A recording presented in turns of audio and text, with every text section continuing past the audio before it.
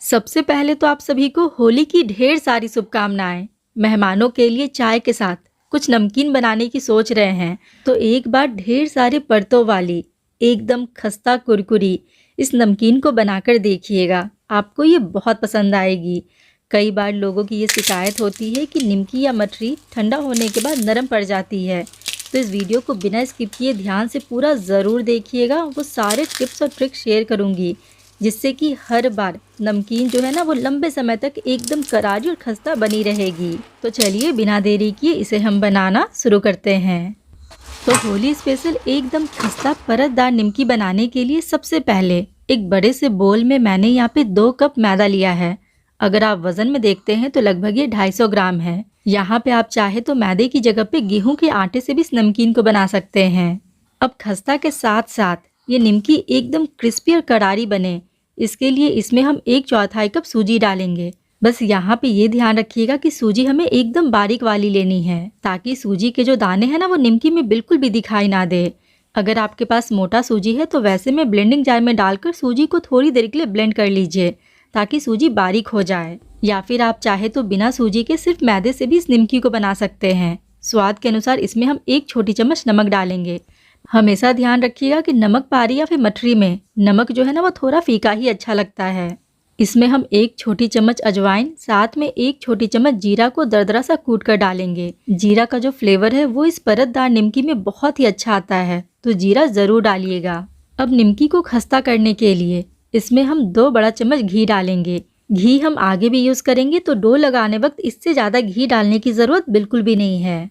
ऐसे हाथों की मदद से रब करते हुए घी के साथ मैदे को एकदम बढ़िया से मिक्स करेंगे ताकि एक एक कण घी के साथ अच्छे से मिक्स हो जाए।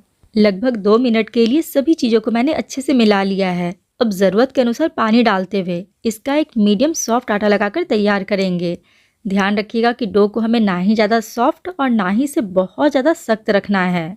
अगर डो बहुत सख्त रहा तो वैसे में निमकी की जो परत है ना वो अच्छे से खुलेंगी नहीं, और अगर बहुत ज्यादा सॉफ्ट हुआ तो वैसे में एक तो आगे से हैंडल करने में दिक्कत आएगी, साथ ही साथ ठंडा होने के बाद नमकीन जो है ना वो नरम पड़ जाएगी। तो इस बात का हमेशा ध्यान रखिएगा। इतना आटा लगाने में मुझे यहाँ पे लगभग 3/4 कप पानी लगा है। डो को अच्छे से मसलते हुए इसे मैंने थोड़ा चिकना कर लिया है। और देखिए ये ना ही ज्यादा सख्त है और ना ही ये बहुत ज्यादा सॉफ्ट है।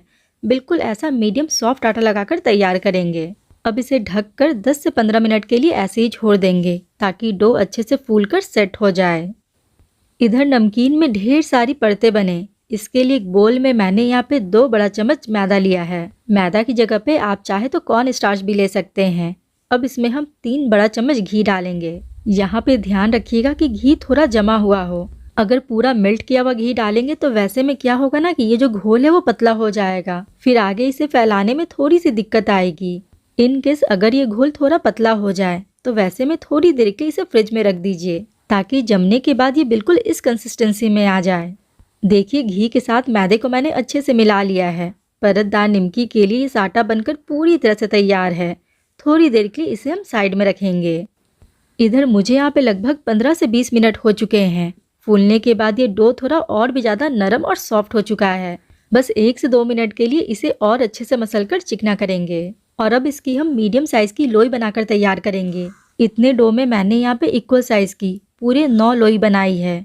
अब एक लोई लेंगे और दोनों हथेलियों के बीच में दबाकर घुमाते हुए इसे हम चिकना करेंगे। देखिए कितनी आसानी से इसके पेड़े बन गए। सेम तरीके से ही एक एक करके मैंने यहाँ पे सभी लोई को चिकना कर लिया है। अब बेलने के लिए एक लोई लेंगे और बाकी को पूरे प्रोसेस में ढककर रखेंगे ताकि इसके ऊपर पपड़ी ना आए। यहाँ पे आप चाहे तो चकले को थोड़ा सा घी या तेल से ग्रीस भी कर सकते हैं। अब जैसे कि हम पूरियाँ बेलते हैं सेम वैसे ही बीच बीच में उठाते हुए इसे हम एक बड़ी सी रोटी की तरह बेलकर तैयार करेंगे। इसकी थिकनेस को ना ही ज्यादा पतला और ना ही इसे बहुत ज्यादा मोटा रखेंगे। जैसे कि हम एक प्लेन रोटी बनाते हैं ना, सेम इसकी थिकनेस को भी उतना ही रखेंगे। देखिए एक प्लेन रोटी की तरह इसे मैंने बेल लिया है। अब उठाकर थोड़ी देर के लिए इसे हम साइड में रखेंगे और सेम ऐसे ही रोटी की तरह पहले 2 लोई को और बेलकर तैयार करेंगे। ये मैंने तीसरी लोई को भी बेल लिया है। अब ये जो साटा बनाकर हमने रखा है ना वो इसके ऊपर लगाएंगे। ध्यान रखिएगा कि सभी तरफ साटे की पतली सी लेयर लगाना बहुत ज़रूरी है ताकि निमकी एकदम परतदार एक एक लेयर्स एकदम बढ़िया से खुले। अब इसके ऊपर दूसरी रोटी को रखकर सेम तरीके से ही इसके ऊपर भी साटा लगाएंगे। मैदा की वजह से जो रोटी हमने पहले बेला है वो काफ़ी ज़्यादा स्ट्रेच हो जाती है, तो ऐसे धीरे धीरे घिसते हुए नीचे की जो रोटी है ना उसके बराबर करेंगे। बहुत ही आसानी से हो जाता है, आपको यहाँ पे दिक्कत बिल्कुल भी नहीं आएगी। सेम तरीके से ही ये जो साटा हमने बनाकर रखा है ना इसके ऊपर भी लगाएंगे। बस ये ध्यान रखिएगा कि साटे की बहुत ज़्यादा मोटी लेयर नहीं लगानी है। अब इसके ऊपर तीसरी रोटी रखकर सेम तरीके से ही धीरे धीरे घिसते हुए सभी को एक लेवल में लाएंगे। और बस सेम तरीके से ही इसके ऊपर भी मैंने यहाँ पे साटे की एक पतली सी लेयर लगा ली है। अब इसे हम धीरे धीरे रोल करेंगे। वैसे आप चाहे तो यहाँ पे सिर्फ 2 रोटी को भी अरेंज कर सकते थे, लेकिन एक रोल में आप जितनी ज़्यादा रोटी अरेंज करेंगे नमक पारे में उतनी ज़्यादा लेयर्स बनेंगी। धीरे धीरे ऐसे स्ट्रेच करते हुए इसे थोड़ा सा रोल करेंगे ताकि इसमें जितना भी एयर हो वो पूरी तरह से निकल जाए। अब काटने के लिए मैंने यहाँ पे धागे का इस्तेमाल किया है, आप चाहे तो चाकू से भी काट सकते हैं। देखिए धागे से काटने की वजह से इसकी लेयर्स एकदम परफेक्ट है। आपको जिस साइज़ की भी निमकी बनानी हो उसके अनुसार इसे लगभग हम आधे आधे इंच की चौड़ाई में कट करेंगे। अब निमकी को फ्राई करने वक्त ये खुले नहीं, इसके लिए हम क्या करेंगे कि ये जो किनारा है ना इसे उठाकर ऐसे बीच में लाकर दबा देंगे। अगर डायरेक्ट बेल कर आप इसे फ्राई करेंगे तो वैसे में तलने वक्त इसके किनारे की जो परत है ना वो खुल जाएगी। तो इन सारी छोटी छोटी बातों को ध्यान में रखना बहुत ज़रूरी है। अब एक एक करके इन सभी रोल को हम एक पूरी की तरह बेलकर तैयार करेंगे। इसकी थिकनेस को हमें ना ही ज़्यादा पतला और ना ही इसे बहुत ज़्यादा मोटा रखना है। देखिए कितनी अच्छी लेयर्स बनी है। बस फ्राई करने वक्त ये ध्यान रखिएगा कि जिस साइड से हमने लॉक किया है उस वाले साइड को तेल में डालने वक्त नीचे की तरफ रखेंगे ताकि ऊपर की ये जो परतें हैं ना वो अच्छे से खुल सके।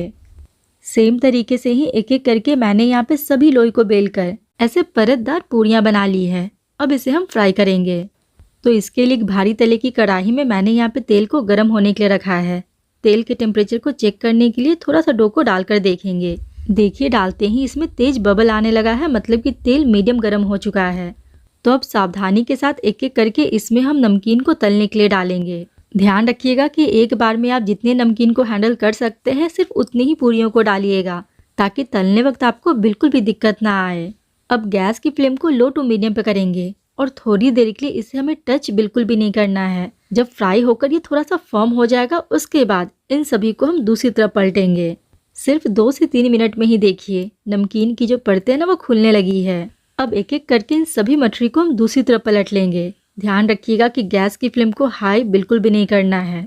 अगर आप हाई फ्लेम पर इस परतदार निमकी को तलेंगे तो वैसे में इसके ऊपर बहुत ही जल्दी कलर आ जाएगा, अंदर तक अच्छे से सिकेंगे नहीं और फिर वैसे में निमकी जो है ना वो ठंडा होने के बाद नरम पड़ जाएगी। तो आराम से लो टू मीडियम फ्लेम पर बीच बीच में अलट पलट कर इसे लगभग 7 से 8 मिनट के लिए फ्राई करेंगे, या फिर जब तक कि निमकी के ऊपर एक लाइट गोल्डन कलर नहीं आ जाता।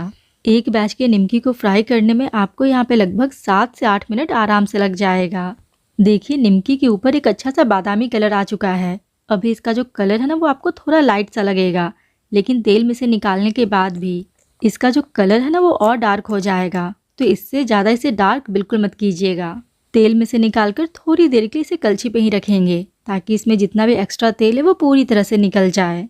और सेम तरीके से ही जो बाकी के बचे हुए नमकीन थे उन सभी को भी मैंने फ्राई कर लिया है।